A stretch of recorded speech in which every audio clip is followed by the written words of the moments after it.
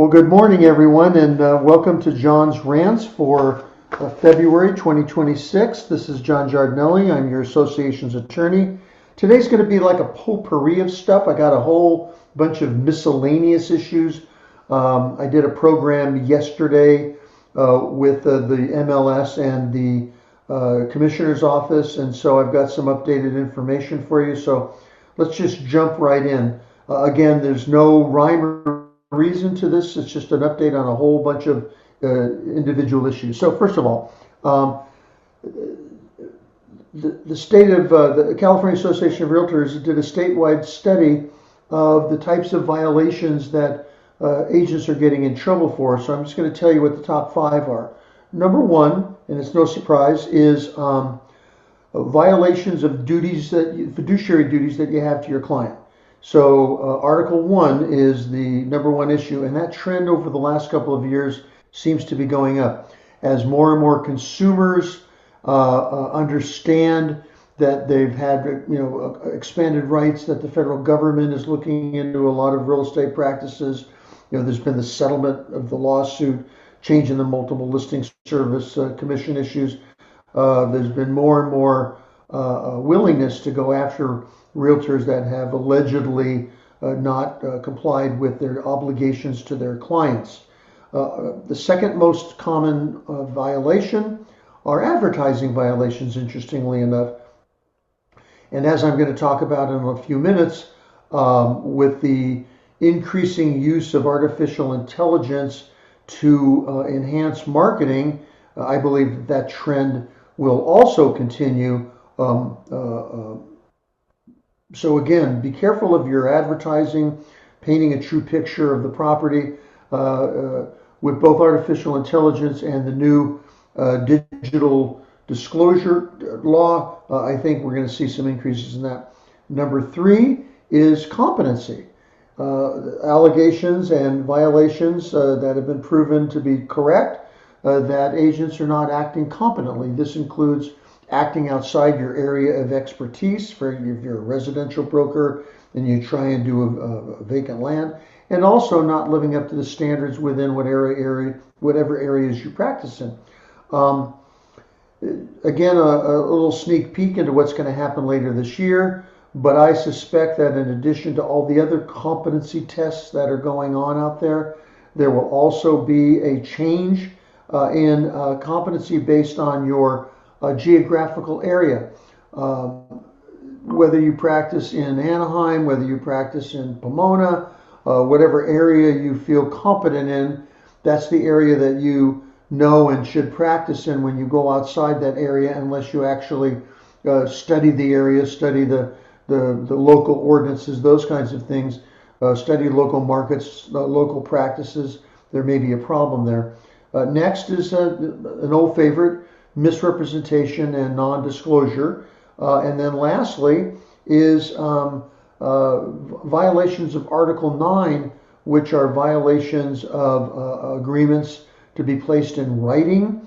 Such things as extensions of escrow are not being documented properly, issues relating to removal and or extension of contingency periods, and then whenever a document is transferred electronically or by other means, a failure to show in your file that you actually went over those documents competently with your client.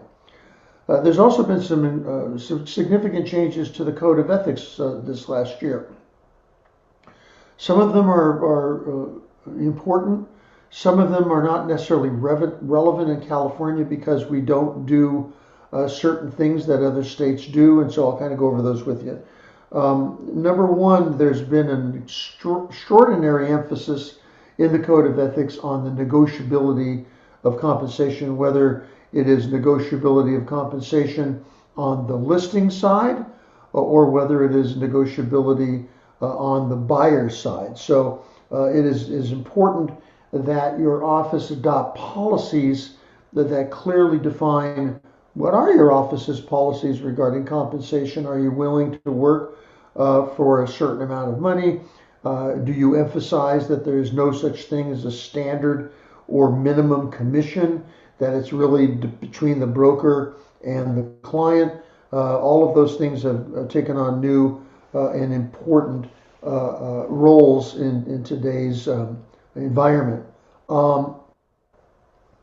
California is leading the way, actually, because California has eliminated, not only in the MLS, which is part of the Citrus settlement, the class action lawsuit, but as the California Association of Realtors has, in my view, correctly taken all offers of compensation between brokers out of their forms and left it subject to the negotiation between the clients.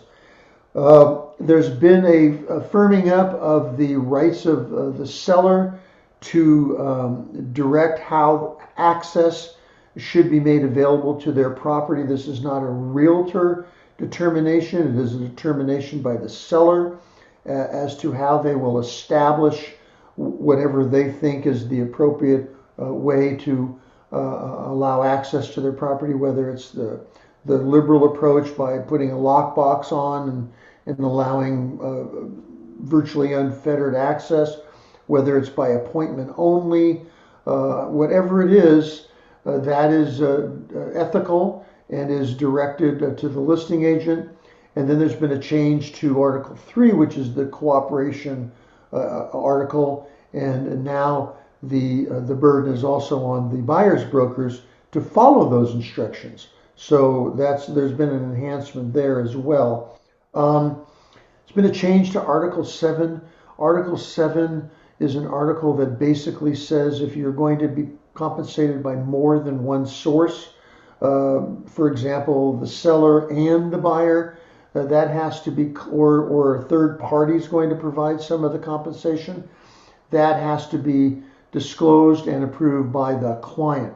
It used to be by all parties, but they narrowed that down and said, no, the other side doesn't need to approve the way you're compensated, only your client. So again, it only applies if you're going to be receiving compensation from more than one source. Article 9, again, in keeping with what I mentioned before, has been updated a little bit and now reads basically that regardless of how you convey documents to your clients, whether it's electronically, in person, by any other source, that you are required to confirm that your client has explained the documents, what they mean, and all of that. Again, that has always been the duty of a realtor. It's just now been clarified a little bit better. There's been some major shifts in Article 10. This is the discrimination article. It says you will not discriminate in your real estate practices or in your employment practices against any of the group that is listed. There are 9 categories: race, ethnicity, sexual orientation, those kinds of things, familial status, disability. And there's been a real controversy because there was one clause that said you will not engage in hate speech, Article 10, Standard Practice 10.5, but it also said that hate speech could be an actionable issue if it's in any of your correspondence, in any of your private types of activities. Didn't have to be real estate related. Well, they made a significant change in that. Number one, it's no longer called hate speech. It's now harassing speech.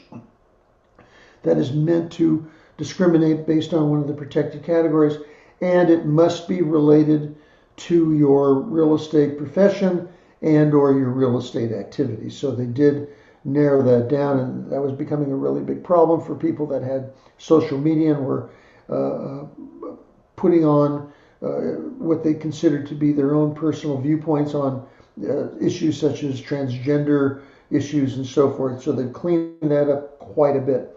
And then lastly, because there's no longer offers of compensation, we've seen a real change in the way that agents handle disputes. And that's going to change probably in May, and I'll go over that with you in a later rant once I know that NAR is going to make appropriate and what we believe to be necessary changes. There's going to be three probable areas of changes to the Code of Ethics this year, so you're aware and can start getting ready. Number one, as I've mentioned, there may be a change to Article 11 regarding the area that you practice in. You're all members of CRMLS, and that is a very large multiple listing service covering many, many geographic areas, which means there's going to be listings from a wide variety of geographic areas, but that doesn't necessarily mean you're competent to go sell or buy real estate in those areas, and they're going to make some changes to the code dealing with that.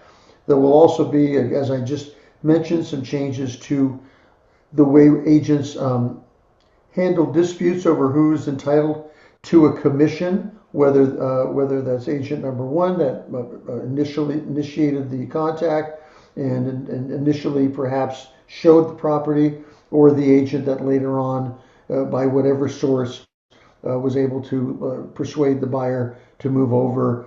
And of course, there's also issues of did they interfere with the contract that you had, all those kinds of issues. And so there'll be some cleanup to allow a broader and more liberal interpretation that will allow agents to go to the board rather than to court or arbitration or even small claims court. We don't want agents suing their clients. We don't want agents suing each other.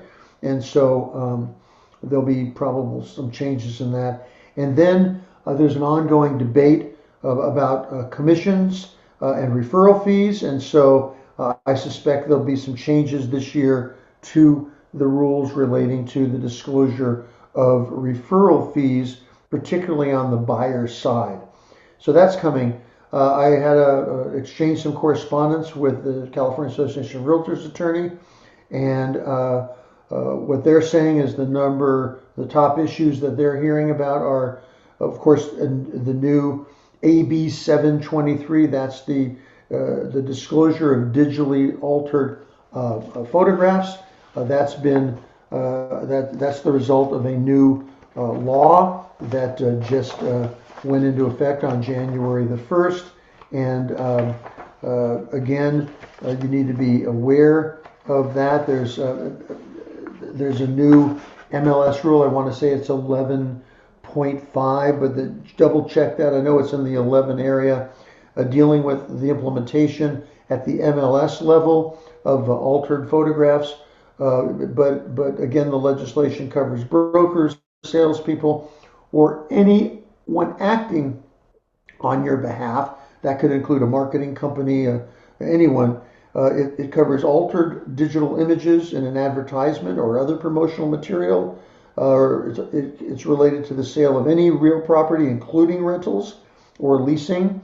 Rentals and leasings are not included, but sales are.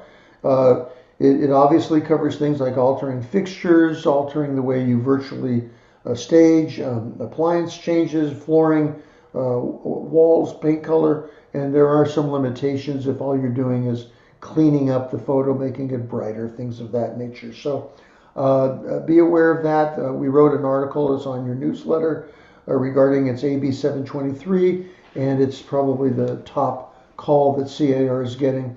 I've mentioned the referral fee issue. There's going to be some changes to the realtor advisory disclosure, the RAD form as it's called, to deal with referral fees and how they're to be disclosed. This is a really interesting one, and I was shocked. But they're getting a lot of calls at the CAR level, at the hotline, regarding what happens if a seller is an undocumented immigrant, and is there a duty to disclose that issue? Because, of course, with what's going on at the federal level, they may be removed during escrow, and apparently that is a real issue. Many issues relating to unrepresented buyers. As you know, If a buyer shows up in an open house, they don't have to have any kind of an agreement. You don't have to have any kind of agreement with them. But what happens if they decide that they like the property and want to start negotiating with you? Again, we've written an article about that, and certainly we'll revisit that in upcoming seminars.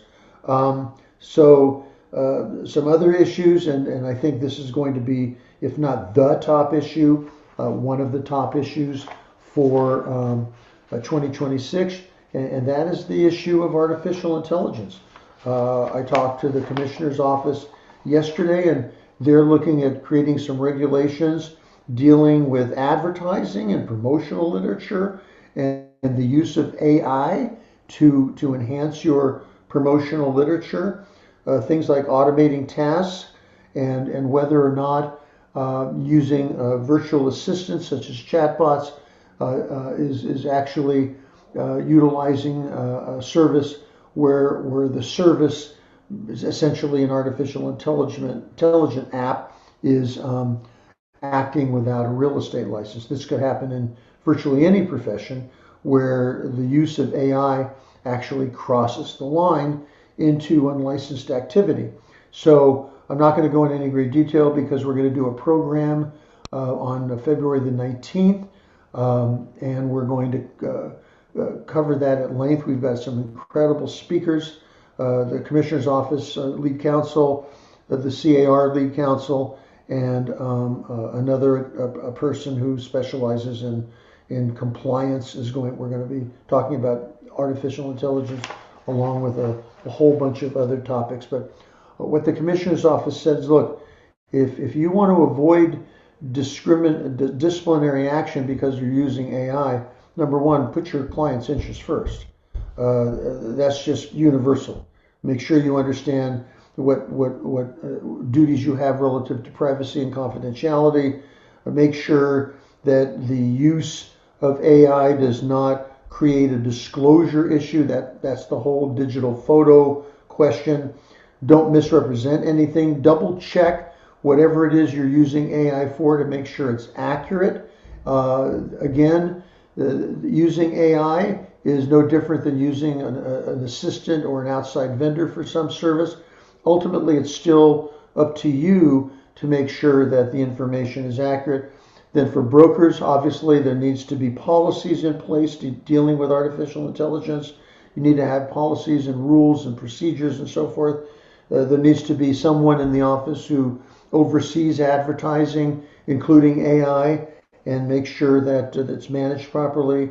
And then you need to proofread everything and make sure that everything is accurate, that there's been compliance with any regulations and any other appropriate conduct. So a big, tough issue and not going to get any smaller. If anything, I think it's probably, if not one of the hottest issues out there right now. At the February 19th legal panel, we're going to be talking about some new regulations, open house issues, and so forth. Another issue that's been coming up a lot is to make sure that all brokers understand, look, you got to have a policy manual in place for not just artificial intelligence, but all sorts of things, right? You have a duty to supervise, and that means you need to tell your people what your policies are relative to supervision. The good news is the California Association has come up with a good basic policy manual, quite good actually. You can go through it, customize it any way you want, have your own attorney look at it. It's a lot cheaper than have your attorney drafting it from scratch. There are experts out there. One of them is going to be on the panel that we're going to have on the 19th, and she can talk about the things that you want to make sure you have in your policy manuals. So those are some really critical issues. I'm not going to talk about forms today because they're a couple of months away from deciding on what forms. There's going to be about 6, maybe 7 revised forms coming out in June. So we've got plenty of time, 4 months before that happens, to get you the information. And we'll do a newsletter, obviously, for you before that time comes. And then there's probably going to be one new form. So just keep an eye on that. Some other updates, just so that you're aware of some things before we close this out. The The NAR settlement, which was approved by the court last year, is on appeal. That oral argument has already taken place in January, and so we expect hopefully an approval of the settlement by the Court of Appeals in St. Louis and in Kansas City coming up soon, and that should end that litigation unless the courts send it back for some reason, and we'll keep you posted on that. It's a very critical issue. The buyer cases, there's again, if you're not aware, the Sitzer-Bennett lawsuit and the class actions that followed it, the copycats as we call them, all dealt with seller claims of damages. But there's also a series of lawsuits where the buyer is claiming damages for the way that realtors conducted their business over the last decade or so, and those cases are stayed, although Keller Williams, on its part, just settled its portion of the lawsuit for about $25 million. The Department of Justice is also out there making claims about the negotiability of commissions and making sure that compensation is fair. So that's a lot of stuff. There's also a couple of new landlord-tenant laws. There's a whole bunch of new laws. California always has a bunch of new laws. But I want you to be aware of a couple. One is deals with habitability of a rental unit. You now need to have effective weatherproofing and maintenance of an appropriate and livable temperature, proper water supply, all that kind of stuff. And now you need to have, if it's applicable, and it usually is going to be, at least if there's a change in the terms of a lease or a new lease, you need to have a stove and a workable refrigerator. And it's a very complicated, very frankly poorly written statute that needs to be cleaned up a little bit. In talking to the commissioner's office, they may or may not try to develop some regulations to clean it up a little bit and to make it a little clearer. But again, they're not necessarily going to be having jurisdiction over landlords, and so it may not be something that they'll decide that they want to tackle.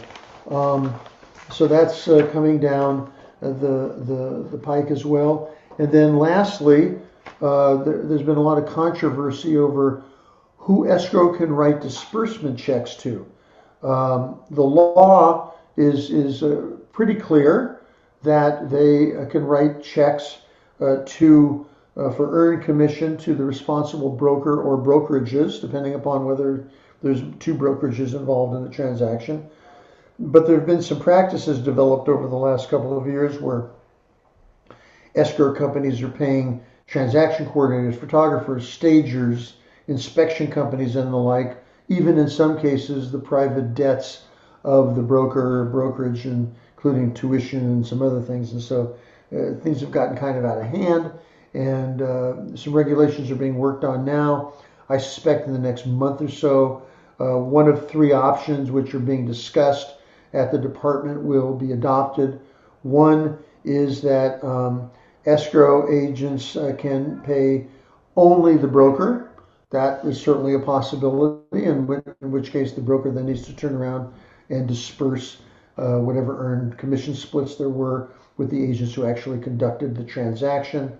Option number two, which I think is the most likely of the options, but again, I don't have a crystal ball, so I'm just giving you my best guess, but I think that escrow is going to be allowed to pay not only the responsible broker, but any affiliated licensee involved in the transaction who is licensed with that broker. Agents have wholly owned corporations. They're trying to define what that actually means in California, where there's community property and all sorts of other things, but more than likely, if an agent is incorporated, you'll be able to have that agent corporation paid, subject to whatever rules or regulations are ultimately adopted. And of course, some of the issues are, well, who confirms the standing of that corporation? Who confirms that it's wholly owned. So they're kind of working through those. And then I suspect that transaction coordinators that are licensed with the broker involved in the transaction can also be paid out of escrow. I don't think that they're going to go any further than that. There is discussion about allowing payments to others, such as vendors and so forth, as I mentioned before. But if I had to be putting money down on one of the options, and there are three, I would say the second option is probably the most likely option to be adopted. And so I think that we'll see some film at 11. I would urge you to attend the class on February the 19th. If you hear this rant before the 19th, and you can sign on with the association, and I think that that would be a very, very good idea. You're going to hear from Brian Manson, who's the attorney for CAR. You're going to hear from Steve Lerner, who's the attorney from the Department of Real Estate. You're going to hear from Summer Gralick, who used to work for the Department of Real Estate, now writes for Inman, and I'm going to moderate. So until the next rant, this is John Giardinelli thanking you for attending today. If you have questions about anything we talked about or any other subject, drop me an email at jvg, that's J as in John, V as in Victor, G as in Giardinelli, jvg at Tyler, Tyler, law, LLP.com. It's jvg at Tyler, law, LLP.com. You can always get that information from the association if for some reason you didn't have a pen handy to write that down. And send me a line and let me know if there's a question that I can help you with regarding whatever we talked about today, or I'll steer you in the right direction. Again, thank you very much for attending today. And for now, take care.